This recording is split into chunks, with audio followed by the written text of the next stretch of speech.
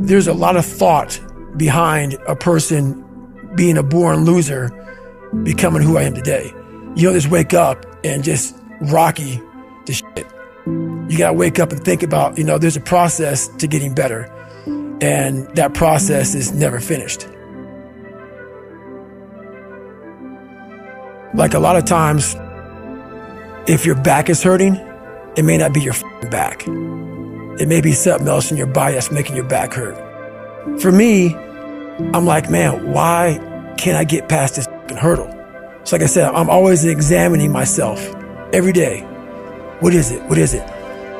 Well, there's only one thing you haven't examined yet, and it's going back to the beast, going back to the demon. All the times that I was like, I'm not going back, and I went back. I'm not going back, and I went back. I'm not going back, and I went back. It showed me even more of what we have as humans, if we're willing to go there and we're willing to push that extra step. A lot of people, man, how do you do what you do? At the end of the day, I ask myself one question: can I take one more step?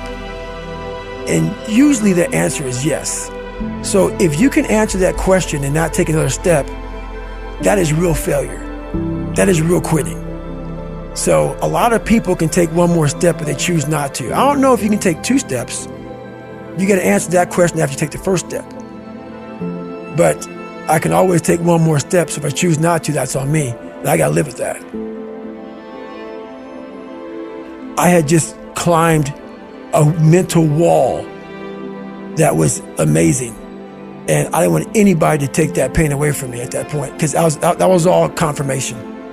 So for me, this was the new level. You don't need a lot of things.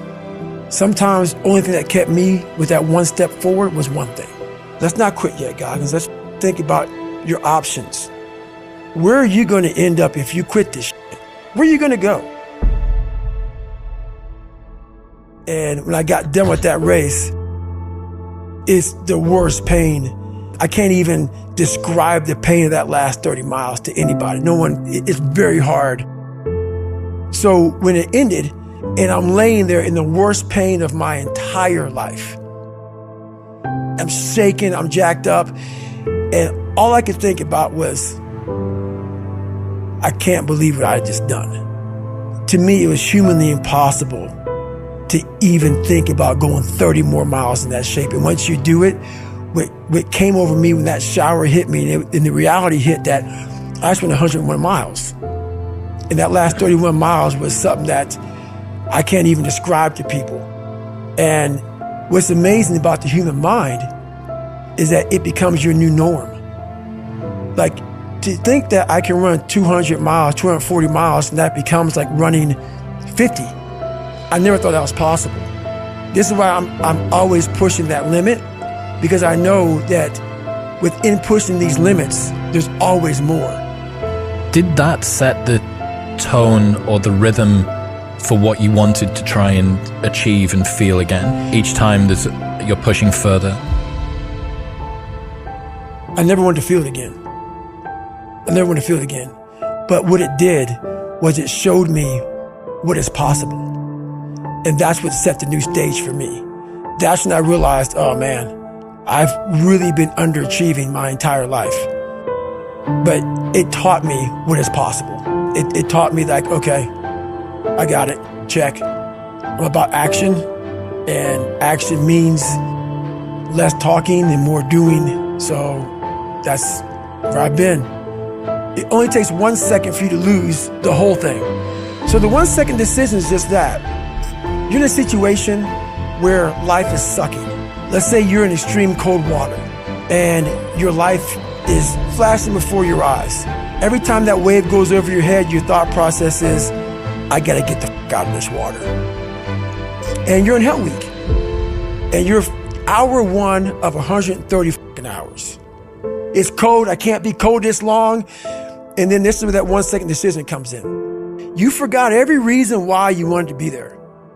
You don't care about SEALs. You don't care about any of this. You don't care about fighting for your country. All you want to do is go back home. You want the warmth. You may want something to eat. All those things of comfort are there in that 1 second. And this is where people lose. So What I do in that 1 second, because we all think about quitting when it's hard. But what you have to do in that 1 second is hard to process information during pain. Because that pain takes over and you can't think rationally. You're thinking about fight or flight, save yourself. That's not a rational thought. It's not a thought that's going to get you through hard times. Most people fail that 1 second. So what happens, what I do, I start thinking logically. I calm my brain down because your brain just wants to get the fuck out. It's about gaining control of your mind, putting things back in the proper perspective, and then saying, I really do want to be here. And I'm going to have a bunch of these 1 seconds. And I have to learn to control these. Because if I fail one of these 1 seconds, I will not be a SEAL. I will not be a doctor. I will not be a lawyer. I will not be whatever the fuck it is. So that's how important that 1 second decision is. It's all about your mind takes control of you. You have to say, fuck you. I run this motherfucker. There's no other way to make it out here. I mean, you can't just always be, head down in the sand. You got to learn to pick yourself up on your own. A lot of times these fights and these battles, you got to be your own coach. You got to be your own motivator. Because there's a lot of people in this world who don't want to see you make it because they think you could take a piece of their pie. But I've learned to study people before I react. Because there's no successful person in the world who's in a good headspace that's going to ever attack anyone in that kind of manner. There's always going to be something wrong with them. So you got to always dive a little deeper before you get your feelings hurt. Take time. Take that 1 second to pull back and study them. Because most people who are in good places, they don't care about what you're doing. They don't care about what you're doing. They don't try to destroy you. They actually will try to build you up versus destroy who you are as a person.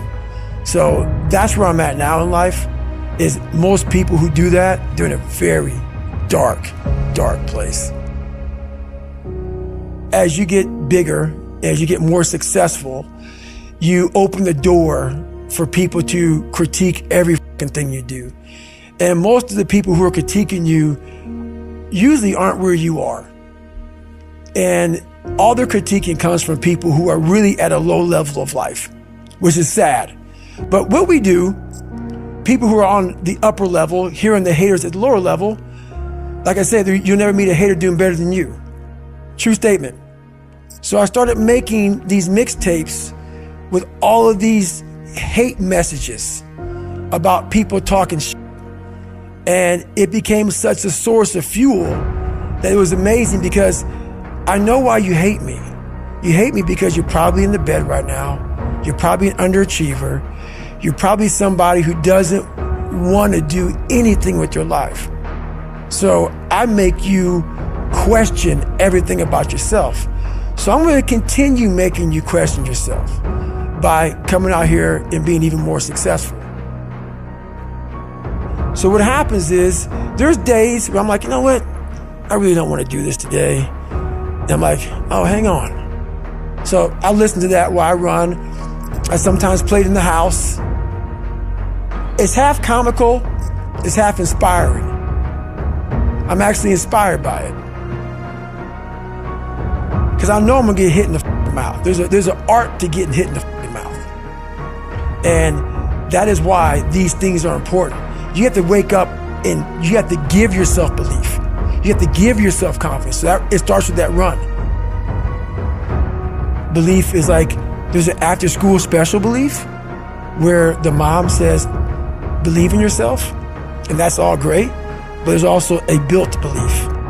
How I build belief is through the daunting tasks I put myself through. So that's proof positive that I can. You don't become confident by shouting affirmations in the mirror, but by having a stack of undeniable proof that you are who you say you are. Outwork your self-doubt. Yes, because a lot of people, they say when you wake up in the morning, pound your chest, look at yourself in the mirror and do all this fucking bullshit. I hope it works. What works for me is that everyday resume. The things I know I've accomplished, the things I know I've done, real hard work, the real calluses on my mind, the real calluses on my hands. That's it. You must build belief. You must build confidence and say, I can knock that shit out.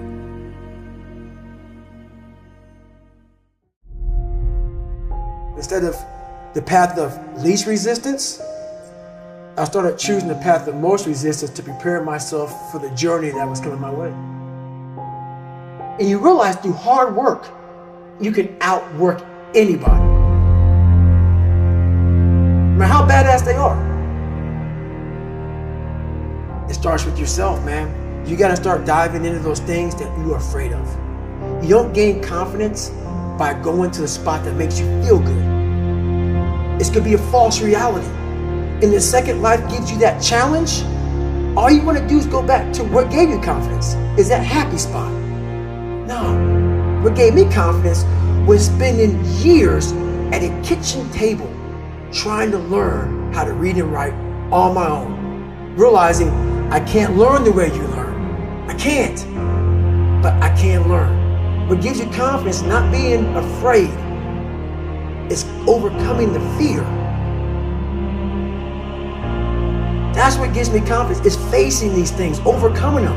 And maybe not overcoming them every day, but facing them and facing them and facing them. Pretty soon like this, you know what, man, this is where it's at. It's not in that comfort zone. It's in the discomfort zone is where my confidence is getting built. Mm-hmm. That's where it's getting built. Happiness, peace, enlightenment, it's all up here, man. It's all up here. It's all up here.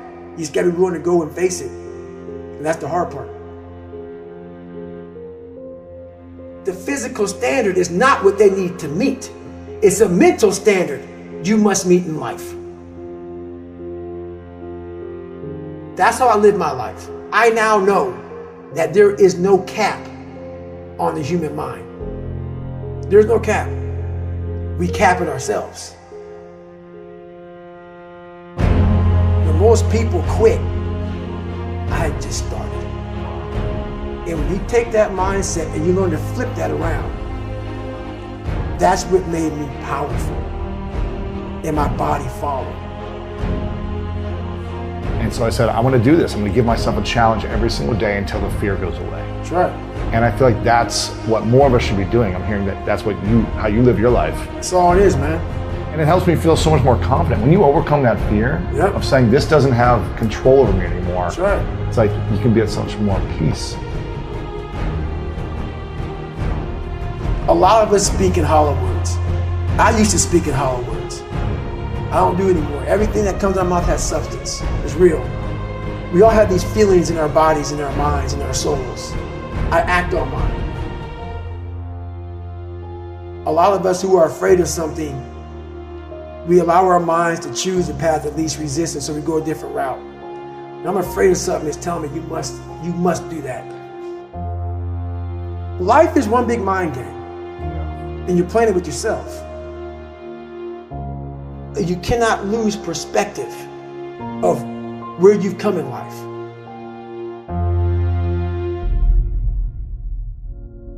I'm trying to give people a different thought process of life where failure, hell, disappointment, discomfort is a great learning tool.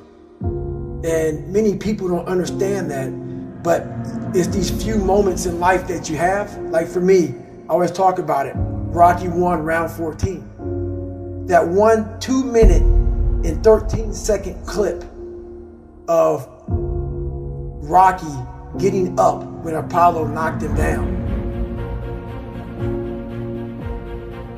That one clip, when I was going through a very bad time in my life, I saw what I wanted to be. And it wasn't a guy that won.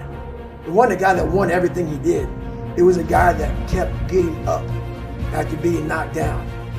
So I realized if that 2 minutes and 13 seconds changed my life, that's all it was. I saw something that I needed to be in the world I was living in. Maybe my story will give someone the 2 minutes and 13 seconds they need to change their life. Everybody's got a story. We don't share it on social media. We share our nice life on social media. We all have a dungeon. I'm just willing to talk about mine. Mental toughness isn't something that you sample. It's something that you live in every day. Whenever hardness comes, and you don't know what it is, it may be different for you than it is for me, but you go back to your insecurities. And then when you go back to your insecurities, you then look for comfort within those insecurities. And we all look for that cookie that your mom used to give you when you were sad, when you were sick. We look for our wife or our husband. We look for comfort. It's in those moments you must retrain your mind to think differently in health. The mental standard is you must know how far you've come.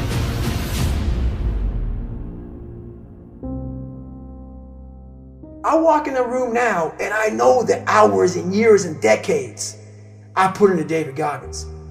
That's something, it's not on the wall. It's not a trophy on the wall. It's not a medal on your neck. I don't care how you perceive David Goggins, because through my journey, I figured out the one piece I was missing. I thought it was cars. I thought it was women. I thought it was money. I thought it was everything. The one piece I was missing was me having the courage to face myself. Where I got my work ethic from was the hours I had to spend learning this. When you sit down and you're not smart, and you have a disability, and you still want to be at the top of your class, I didn't want to just get by. When I realized that I can learn through hard work, and I can beat the valedictorian in school, but I got put in 10 hours more a day than he does. You know what kind of strength comes from that? When you're sitting down, that guy that valedictorian studied for an hour, and you know I caught you. I have the work ethic to catch you. That's where David Goggins got really invented. Was at a kitchen table with 20 spiral notebooks that were empty, and then they were full. And when you can go through that, I still have them in my storage unit. You go through these spiral notebooks of your life, and you realize this is how I learned. This is unbelievable. It wasn't until I got real sick and my life got real quiet. I went from running 205 miles in 39 hours to I couldn't get out of bed. My life was taken from me. And that's when I realized I hadn't taken time to think about what I'd done in my life. I'd done all these things, but there was no finish line. I finished a race of life, and I wouldn't even receive my medal. I go on. I get in the car and I go. When I started figuring out life, that I was leaving so much in the tank. Once I realized, my God, man, I was this dumb, fat kid being bullied, and now I'm a 180-pound person who lost 106 pounds in less than 3 months. Learn to read, learn to do this, learn to do that. I was like, I need more. I was fueling my mind with everything. And I never took time to say, my God, you came from this hell, and you're here. I had come 8,000 miles from where I started. But if you never know that, you're still in the $7 a month place. So it's that quiet place. It's that place by yourself. It's those hours and years and decades by yourself in the grip of life. When life has you by the throat and choking you out, and you're sitting there calm because you're trying to figure it out. You're not panicking. You're not quitting. You're not throwing in the towel. You're saying there's a way around this. And when you figure it out, when life has you gripped in a vice, and you can figure that out, that's when you overcome. That's when you overcome. The journey getting there was harder than going through it. Yeah. You know? So that's the whole thing about life, man. It's that journey that makes you who you are.